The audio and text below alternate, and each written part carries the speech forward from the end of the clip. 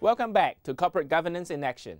In this program, we will be looking at the future trends of corporate governance in Hong Kong. Hong Kong stands at a turning point in the development of our corporate governance regime. A number of possible reforms has been suggested. Should Hong Kong adopt mandatory quarterly reporting, class action rights for shareholders? Should it follow the US and bring in Sarbanes-Oxley-style requirements for financial reporting? Changes have also been proposed to Hong Kong's listing rules. Should Appendix 14 of the listing rules, which forms Hong Kong's Code of Best Practice, introduce mandatory board and CEO evaluation, or the inclusion of social and environmental factors in corporate reports? As concerned over environmental deterioration in Hong Kong grows, it seems certain that social corporate reporting, already a major issue in the US and Europe, will play a bigger role in the future. One reform currently being debated in Hong Kong is that of mandatory quarterly reporting. Should the frequency of reports be increased from twice annually to 4 times a year? Some investors have complained that making an assessment of whether a company is a good investment is impossible if the latest corporate performance figures available are already 6 months out of date or even 10 months out of date, since the reporting deadline is currently 4 months. On the other hand, companies have wanted that quarterly reporting would add significantly to compliance costs. While Hong Kong has tightened up its disclosure requirements in recent years, it has stopped short of making quarterly reporting a mandatory requirement. There are passionate arguments on both sides of this debate. Let's hear what our guests have to say first about the importance of disclosure standard in Hong Kong, and then about whether quarterly reporting should be made mandatory.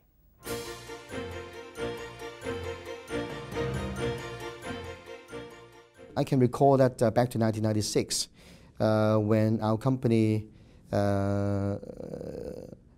achieved a pretty bad performance in terms of container terminal throughput in Hong Kong. Back to those days, we did not disseminate throughput number on a monthly basis. We only disseminate information on a semi-annual basis. And because of that growing anxiety among the market practitioners, among the terminal operators and also the market practitioners, to the extent that those negative information filtered into the capital market, and therefore the company's stock price did drop substantially. That was, I believe, a minor confidence crisis. And then what we have done back to those days was, starting from, after learning a lesson from that mini crisis, we started disseminating throughput numbers on a monthly basis on our website in an automatical manner. On the 15th of each month, we disseminate all our throughput numbers in the website, be it good or bad. And therefore, we have been absorbing a lot of hits in the market, because you can imagine not every month of the results will be good. And therefore, we have been, on the one hand, practicing good corporate governance, while on the other hand, we have been learning quite a lot from the market regarding how to manage a crisis and also how to manage bad information. On the disclosure side, throughout the years, we have been keep on improving our disclosure in terms of the information content. We look into the minimum requirement, but then we have been able to surpass the minimum requirement so far in the past. For example, we have a number of breakthroughs in terms of our disclosure practices.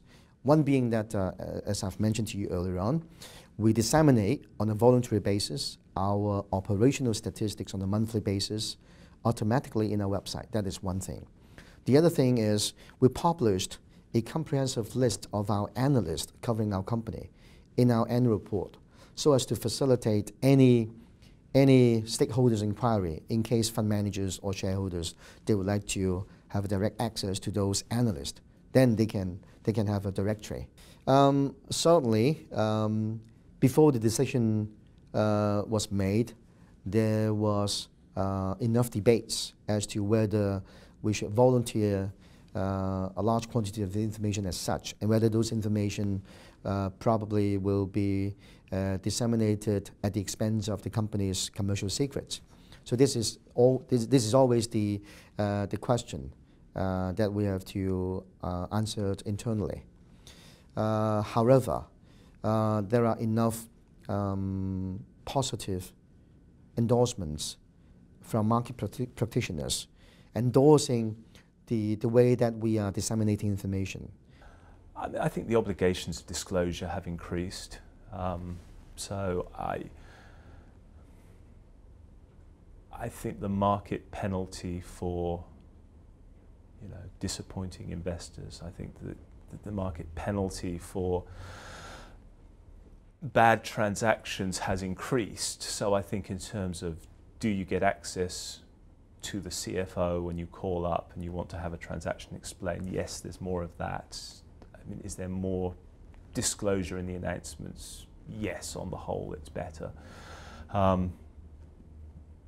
I mean, from the media, we have very real issues in terms of actually the dissemination system, with the fact that we still have cleared announcements that for a large part come out very late at night, which we're trying to process, the tight deadlines. A system where most disclosures were required early in the morning, I think would be greatly beneficial to actually improve coverage. I mean, if you're a London journalist, for the most part, you get in, you have or a New York journalist, you have an announcement that will come out during the morning trading hours, and that journalist will spend his afternoon or his mornings calling up the relevant parties, writing his piece, which then duly gets printed. And in Hong Kong, it's very common that 10 o'clock at night something pops up on the exchange website because we finally got clearance, and there's a huge scramble to try and process that story for the next day's news.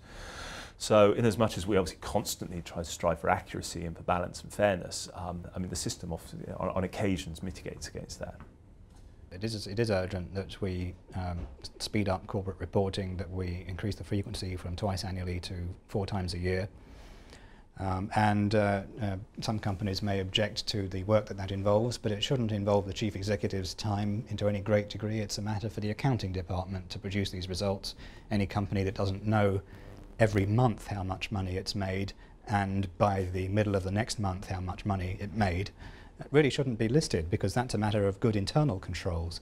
And simply to produce every third set of monthly results and turn them into a quarterly report with some explanation to shareholders without having a big audit, I think shouldn't be that difficult.